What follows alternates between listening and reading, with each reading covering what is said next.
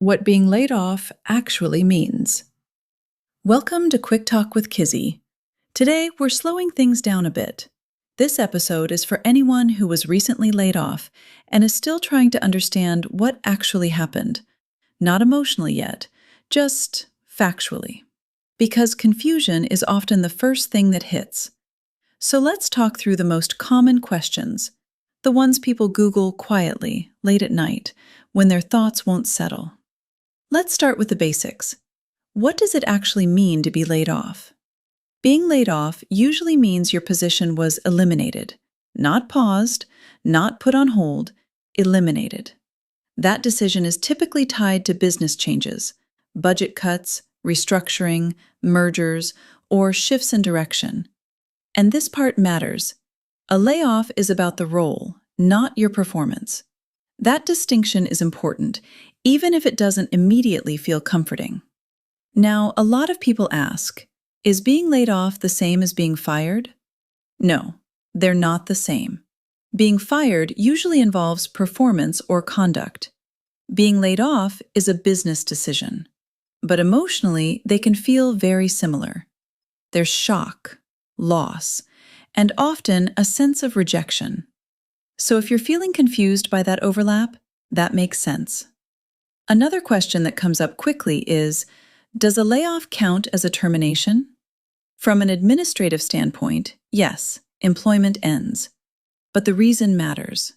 A layoff is considered an involuntary separation due to company needs, not individual failure. That difference is why layoffs are generally viewed very differently in future job searches. Which leads to another question people worry about. Is it better to say laid off or terminated? If your role was eliminated, laid off is usually the clearest and safest language. It communicates a business decision without adding unnecessary weight or assumptions. Terminated can feel heavier and is often associated with performance issues, even when that's not the case. So if laid off is accurate, you're allowed to use it. Some people ask, can I say I was laid off if I was fired? This is where honesty matters. If you were fired for performance or conduct, it's important not to misrepresent that. But many people assume they were fired when the reality is murkier, especially in restructures or role eliminations. If you're unsure, your separation paperwork usually provides clarity. And if your role was eliminated, you are not doing anything wrong by naming it as a layoff. One last thing I want to say here, and this is important. Being laid off often creates a vacuum. Your mind rushes in to fill the silence with meaning. What did I miss?